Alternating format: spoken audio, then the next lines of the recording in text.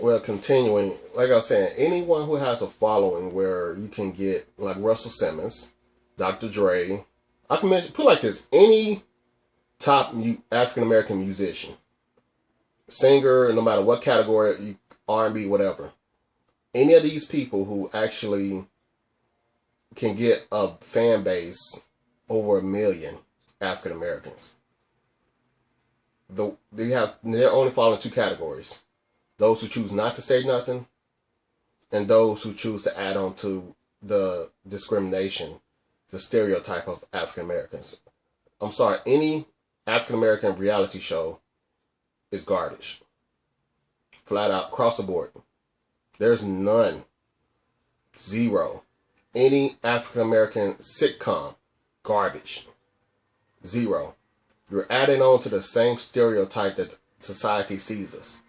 You're adding on to it. You're not subtracting it. You're not changing it. You're stacking it. That's all you're doing. You're stacking it. Tyler Perry, famous, successful, congratulations. But he is not doing any. He has a fan base well over 1 million. Well, you can say well over 5 million.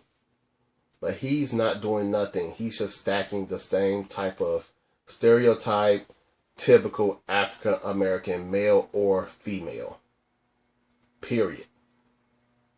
So, who's going to be the person to go beyond the status quo?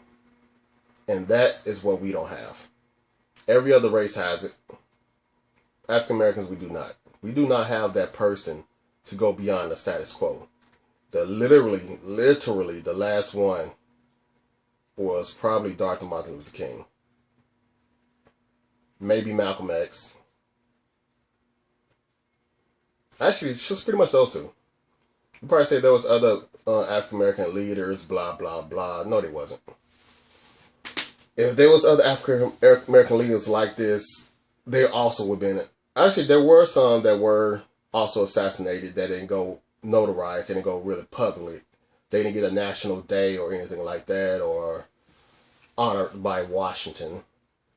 So don't get me wrong, but pretty much any leader, black African American leader that was assassinated, they went against the status quo. If you go against the status quo, 9 times out of 10, you was assassinated. You're gonna be publicly assassinated, meaning their reputation will be tarnished. Blah blah blah. So we don't have that in the African American community. We don't have no, as a majority, we don't have a large group speaking against that. And one thing about our short attention span basically is this: if someone doesn't curse, if they don't say any cuss words, it's just something they just choose not to do, fine. But if you listen to someone and you know for a fact this person cuss, but he's trying or she is trying to deliver a message, and they use one cuss word, African Americans, we're so quick to actually flat out shut it down. What I mean by that, you can get a paragraph, have someone say it without no cuss words, and have someone say it maybe 1 or 2 cuss words, or certain words that you just flat out don't like to hear. It don't have to be a cuss word. But once that word is spoken, African Americans, we will shut the whole paragraph down. We act like hell. Fuck it. Well, they don't say fuck it, but I'm just saying it's like the whole message or the message that's trying to be delivered is null and void. It serves no purpose. Then usually African Americans tend to go against that person just because they say 1 or 2 words or the delivery of what was being said. And that's the thing about it. How you gonna go against someone who's delivering a message, but yet it's 1 or 2 words you don't like or the delivery that you don't like, and you saying the message is wrong, true, false? I mean, you're not getting the message. And African Americans, we tend to cling on to looking at this because it's going to be drama involved, especially since social media is so big now. So now it's like you have to tell the whole world, I don't like this dude's message. I don't like this lady's message. Well, create your own. Flat out. You don't have to respond to anyone. Create your own. Do your own. So that's another thing. Then it's like the African American community. I'm sorry, we don't have a community. We don't have anything. We have nothing. I mean, what do we own? Nothing. What do we control? Nothing. What culture do we have? None. Now, people talking about, well, we do have culture and people are stealing our culture. Really? What culture do we have? Twerking? We stole twerking. Wow. Wow. We stole twerking. Really? Well, no. Someone else stole twerking from us. And that's something that we want to actually cling on to. Really? African American females, seriously. You want to be known as two things: ass and your hair being done. Nothing in between. Wow. Wow. So, what culture do we have? We're to say we have music. No, we don't. Music existed thousands and thousands. Music existed from the beginning of time, if you think about it. Rhythm. Okay, that's just poetry. Existed well before any other music today. So, outside of music, outside of twerking, outside of what? I mean, what culture do other cultures steal from us? What culture do we have anyway? I see none. None at all. And one thing I know what else we don't have. We don't have any loyalty to each other. We don't have any loyalty to anything. We're loyal to ourselves. You probably say, well, that's good to be loyal to yourself, but if you have a family and you still loyal to only yourself, think about it. We have families, African American families, they're individuals in the same household. And the household is by default because it's a place where all of them live and sleep.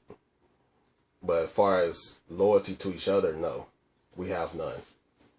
You only get those loyalty if they want to do something stupid. They'll be the first one to turn their back on you. I will say there's no honor amongst thieves, but we're not stealing from no one but ourselves. So take it honestly, the way it. I can say the way it is, but take it the way it is. That is, I mean, just take it the way it is, I guess. I mean, I don't like saying that because I don't know, that's a stupid saying. Even our gangs, you got people that's in the same gang.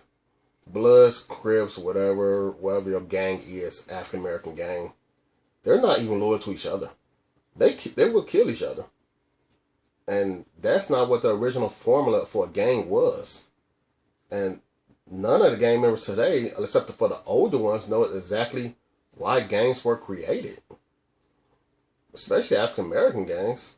But yet, I can do so many different videos on certain categories I'm talking in this video, but I'm just trying to get like a list of stuff that I just wanted to say. I mean, let's see what else. I already talked about how African Americans dress like they're worth $1 million, but together we barely have 500,000. I mean, you dress to impress who? Why? You dress to impress to go to a club. Wow.